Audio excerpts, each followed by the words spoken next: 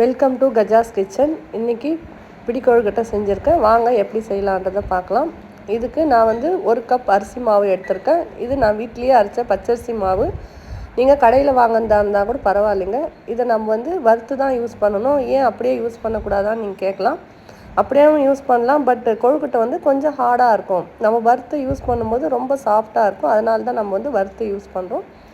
இப்போ நல்லா வந்து வறுத்து எடுத்துக்கலாம். இது வந்து தீயாத பதமாக வறுக்கணும். இப்போ வறுத்தாச்சு. இது ஒரு பிளேட்டுக்கு ட்ரான்ஸ்ஃபர் பண்ணிக்கலாம்.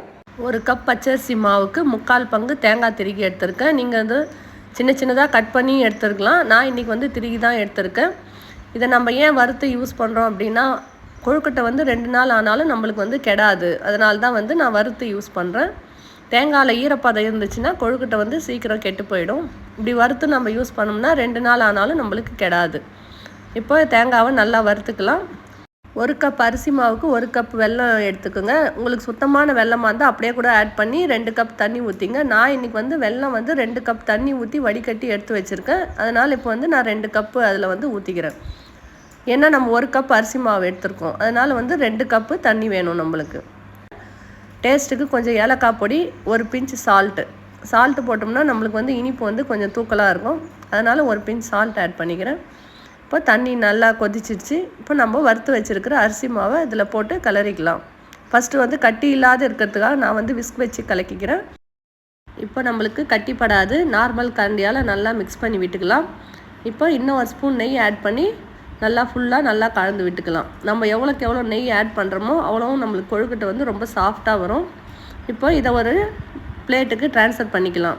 இப்போ இது கொஞ்சம் ஒரு 5 நிமிஷம் ஆறட்டும். ஆறினப்புறம் நம்ம வந்து பிடி கொழுக்கட்டை ஷேப்புக்கு பண்ணிக்கலாம். இப்போ கையில் நெய் தொட்டு நம்ம இந்த மாதிரி வந்து உருண்டை ஷேப்பாகவும் பிடிச்சிக்கலாம், பால் மாதிரி. அப்படி இல்லைன்னா இந்த மாதிரி உருண்டை பிடிச்சி இப்படி நம்ம 5 விரலால் இப்படி பிடிச்சோம்னா நம்மளுக்கு சூப்பராக பிடி கொழுக்கட்டை ஷேப்பு வந்துடும். இப்போ எல்லாம் பண்ணி வச்சுட்டு காட்டுறேன் பாருங்கள். இப்போ 1 கப் அரிசி மாவுக்கு எனக்கு வந்து 15 கொழுக்கட்டை வந்திருக்கு. இப்போ இதை வந்து நம்ம ஆவியில் வேக வச்சுக்கலாம். ஆல்ரெடி இட்லி குண்டால் தண்ணி வச்சுட்டேன். இப்போ நம்ம பிடிச்சி வச்சுருக்கிற கொழுக்கட்டையெல்லாம் இட்லி தட்டில் வச்சு வேக வச்சுக்கலாம்.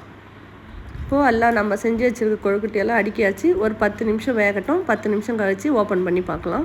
10 நிமிஷம் ஆயிடுச்சு. ஓப்பன் பண்ணி பார்த்துடலாம். பாருங்கள் கொழுக்கட்டை எவ்வளோ சாஃப்டாக இருக்குது. எடுக்கிறப்பே ரொம்ப சாஃப்டாக இருக்குது. நீங்களும் ட்ரை பண்ணி பாருங்கள். இந்த விநாயகர் சதுர்த்திக்கு பிகினர்ஸ் கூட இது வந்து ஈஸியாக செஞ்சிடலாம். ட்ரை பண்ணி பார்த்துட்டு எப்படி இருக்குன்னு சொல்லுங்கள். இந்த வீடியோ பிடிச்சிருந்தா லைக் பண்ணுங்கள், ஷேர் பண்ணுங்கள், கமெண்ட் பண்ணுங்கள். மறக்காமல் சப்ஸ்கிரைப் பண்ணுங்கள். தேங்க்யூ.